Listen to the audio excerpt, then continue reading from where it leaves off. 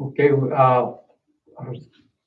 gonna have our Winfield Township special meeting about the budget hearing. Would everybody rise for the pledge, please? I pledge allegiance to the flag of the United States of America and to the republic for which it stands, one nation under God, indivisible, with liberty and justice for all. We don't have any old business. We'll start with the new business. Cody? All right, thank you, sir. Good evening, everybody. My name is Cody Reynolds, the Winfield Township trustee. Tonight we have two items on our agenda. We are going to look at the capital improvement plan, have the public hearing and a final vote to follow. And then after that, we will have the public hearing on the 2026 budget with that final budget adoption meeting happening later this month on September 29th. So the first item in our packet for this evening's meeting is the affidavit of publication for the capital improvement plan. You can see there on the kind of top right-hand corner, that small square, that's what was published. That's all that was required under state law. But as you can see here, this was published well in advance of tonight's meeting. So we needed 10 days. This actually gave us 11. So that's there just so everybody knows that we met the letter of the law in terms of publicly noticing it. Does anybody have any questions about that? No. Okay. So the next thing then in the packet is the actual capital improvement plan itself. So the capital improvement plan, also known as the CIP, is a multi-year or long-term planning tool that the state now requires townships to do annually by September 30th of every year. They also have to be done for at least 3-year increments. So the top page here is the overall summary page. If you look at this, what this does is it lists all of our unrestricted funds, which for the purposes of this exercise are the rainy day fund and the general fund. Those little minus marks or hyphen marks actually indicate that there are zeros. And so what you can take away from this is that we have accounted for all of our cash balances that we currently have in terms of capital improvements, capital investments that we plan to make it over the next 3 or 4 years. If you turn the page, you'll go to the first page specifically dedicated to one of the two unrestricted funds. So this is for the rainy day fund. As you can see there, the cash balances that we had to be able to account for as of December 31st, 2026 is $10,951. Now, again, keep in mind that the budgeting tools that the state uses assumes that you spend every dollar in your budget every year. As you all know, we generally do not spend all the money in our rainy day fund. So I do anticipate that number actually to be larger. However, for this exercise, again, there's no penalty for that because you can't really project that at this point. But I just wanted to add that as an extra context. So again, we had if you look down then from the top, you have the top in blue, the 10951. You go down to that next sort of bar graph, if you will, or chart there. You can see that adjustments to ending cash balances, committed to the township's capital improvement plan is $10,951.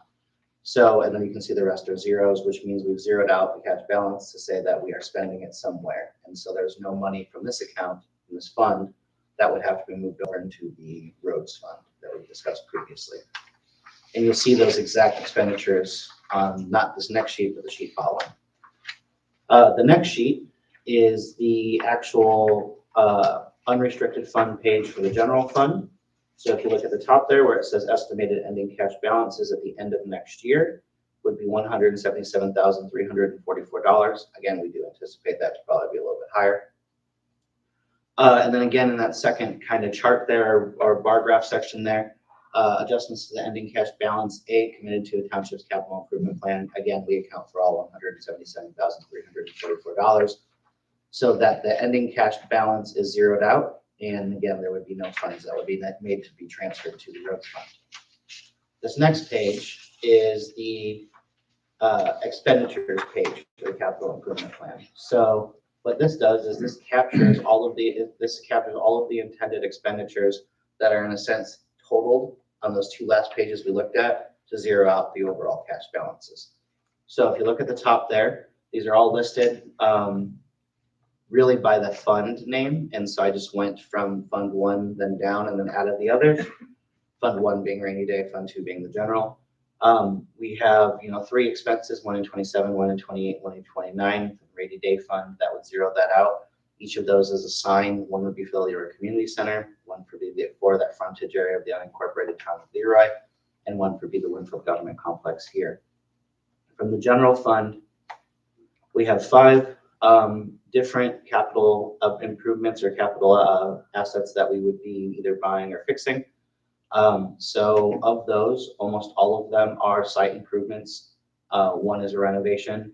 So this would include installation of a new fence around the cemetery, possible purchase of land for Palmer Park here down the road, and then the renovation of the basketball court at Palmer Park, which the township already owns. Included as well would be renovations to the Leroy Community Center. So this would be the windows, painting, drop ceiling tiles, etc.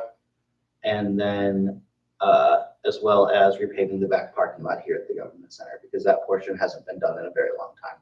That wasn't done when the prior trustee did the paving. Next, we're going to move sort of into the fire and public safety sections. So these are funds that are considered restricted. They won't have a contingent fund page like the others 2 did, because they're not included in the calculation, meaning they can't take funds from those from fire cume, or public safety weight. So from Township Fire, there are 2 listings. One's for about half of the remount of an ambulance.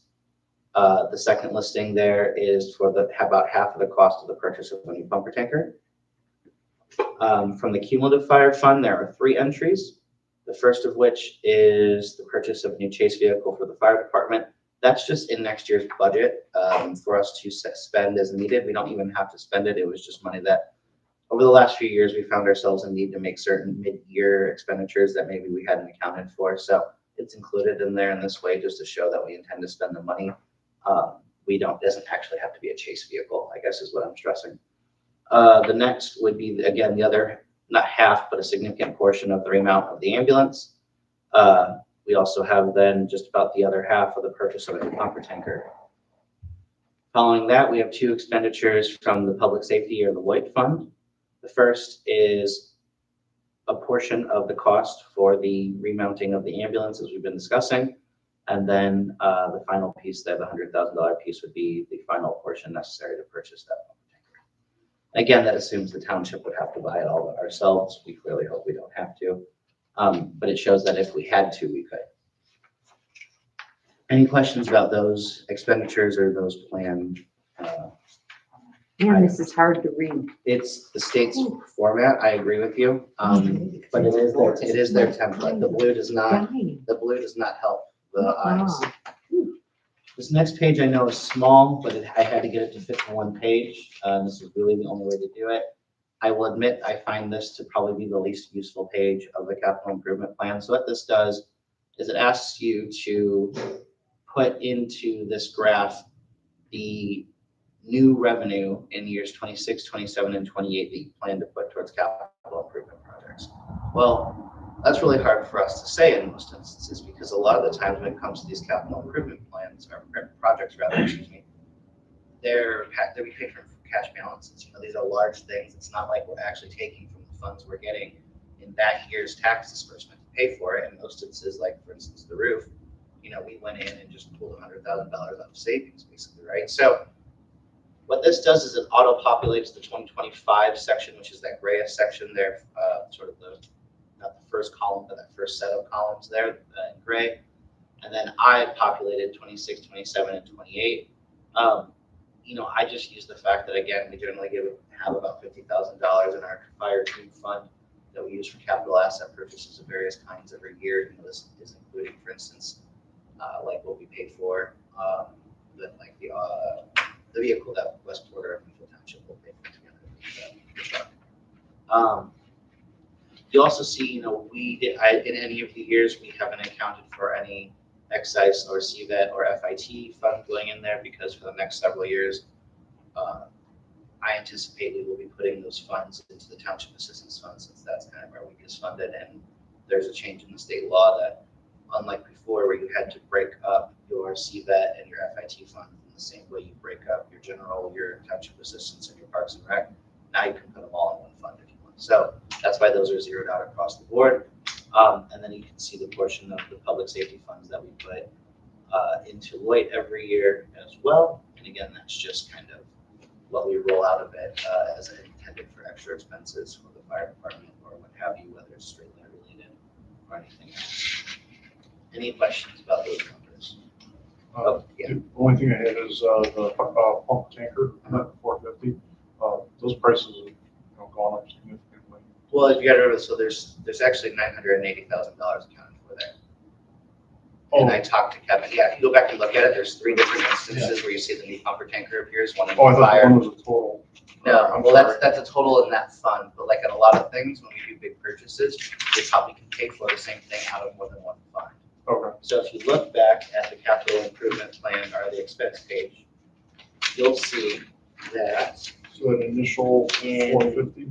2029 for the township fire and EMS, there's 450. And then if you go down to cube fund where it says 2029, there's an additional 350. I'm sorry. I'm sure And then, no, it's okay. This isn't super apparent. It's kind of hard to look at. Okay. And then in 2029, so like you see that additional 100. Yeah, So that's we're at about 980,000, which was very close to the last quote which fire chief shared with me. yeah, as that would be more on.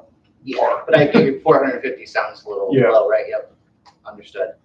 All right, well, is there any questions on the capital improvement plan before we open it for the public hearing? Ladies, I didn't have a question. we're a member of the public still. So the year of expense is really not relevant. It's there as a guide. It doesn't have to happen that year. Yes, it's there to It say can you- happen before it that. can. It can even happen after, yeah.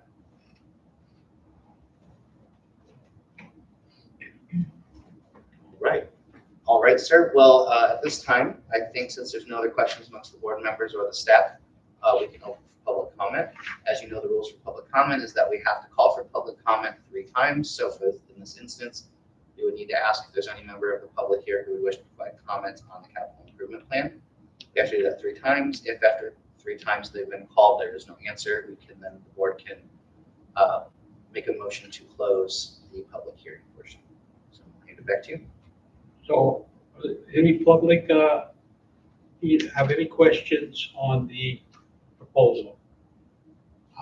Question asked once. Anybody in the public have any questions? 2. Does anybody in the public have any questions? 3. There is no questions asked by the public this time.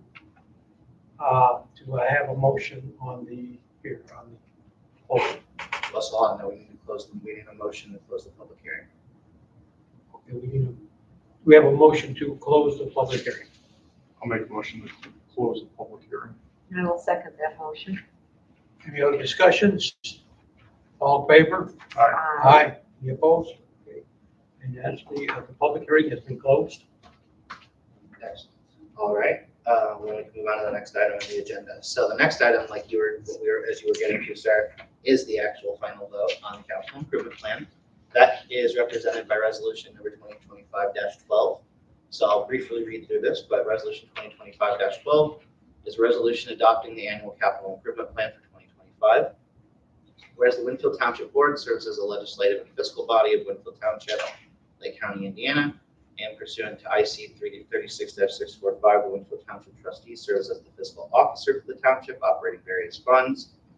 And whereas IC 36-69-12 requires the townships to adopt a capital improvement plan on an annual basis, and whereas IC the same citation requires the annually adopted CIP to include the balance of all unrestricted funds exceeding the township's budget for the next year, and the purpose for which all unrestricted funds are provided. Excuse me. And whereas IC 36-6-9-7 mandates that the townships must adopt the annual CIP by September 30th of each year. And whereas 36-6-9-12 also provides that the CIP must be filed with the Indiana Department of Local Government Finance in a manner prescribed by the department. Now therefore be it resolved by the Advisory Board of Winfield Township, Lake County, Indiana as follows. Section 1, in accordance with IC 36-6-9-7, Winfield Township Board held a public hearing on the adoption of the capital improvement plan for 2025 on September 16th, 2025. Section 2, the capital improvement plan for 2025 was produced using a template provided by the Indiana Department of Local Government Finance as prescribed by the same citation. And so therefore, Section 3, the plan is duly adopted by the following vote of the members of the Winfield Township Board on this day of 2025. Back to you, sir. Do I have a motion for resolution 2025-12? I'll make a motion to accept resolution 2025-12 on further reading and per written copy. I second. Any discussion? All in favor? Aye. Any opposed? Passes unanimously. Thank you, folks. If you wouldn't mind, this one's a lot more like one of the AFR, so go ahead and sign your name wherever you all vote aye, but under the icon. There you go, Jason.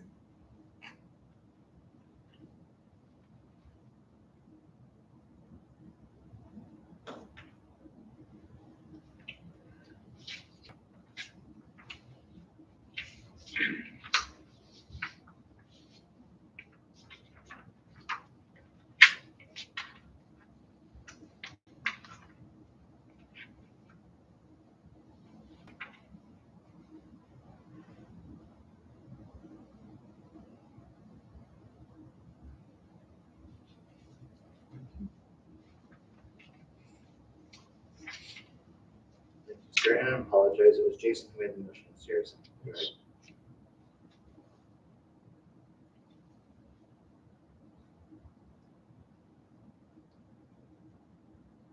Excellent. All right, sir. On to the next item. All right, so the final item for this evening is the public hearing, or excuse me, second to last item on this evening. So first, we're going to review the proof of public notice for the 2026 budget. That's the next item in the packet. This was on the front door. It's been available online since, I don't know, the very beginning of September. I can't exactly remember when.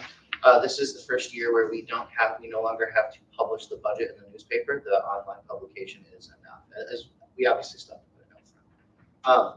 But this is for you all to see that if this particular one was printed today, but like I said, we published this, I want to say on September 3rd or something. So, oh, there you go. So this has been published well in advance. Again, you're required to do it at least 10 days.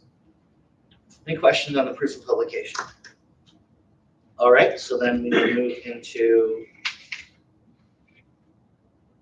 the public hearing of the budget. So this, as you know, the budgets work separately than the CIP. The budget, we have a public hearing meeting, which is today, and then we have a separate adoption meeting that happens later. So tonight's sole purpose is to do a very short reading of the budget, ask if there's any public hearing or any public comment or input, and then we can close that. So in terms of this year's budget, I know the board has seen this before, but overall, according to Jeff Gunning, I do need to read the headers, just the top lines. So for next year, for 2026, we are proposing a $15,000 budget for the rainy day fund, which is the same as this year. We are proposing a total of $246,221 total for our general fund, which is a slight increase over what was initially budgeted this year. However, is actually less than we spent, considering we had that major roof expense, or will have spent, I suppose. For the Township Assistance Fund, which is $840, the $840 fund, we are budgeting $32,500, which is slightly more than we budgeted this year. For the Township Fire and EMS, we are proposing $526,180. Again, that represents a roughly 10% increase over last year. For the Cumulative Fire Fund, we are proposing a budget of $80,000. That includes the $30,000 miscellaneous reimbursement that is included as a part of the contract with the fire department every year, as well as that additional capital expense of about $50,000. And then we go into the Parks and Recreation Fund, fund number 1312. The total for that fund is $24,700. Again, that fund has also gone up by a little more than $3,000. Part of that is because we are generating a little more income through the Leroy Community Center than we have in years past, And then part of that is also just because it's necessary to keep up with the cost of utilities and everything else down there. Second to last, we have our LOIP fund.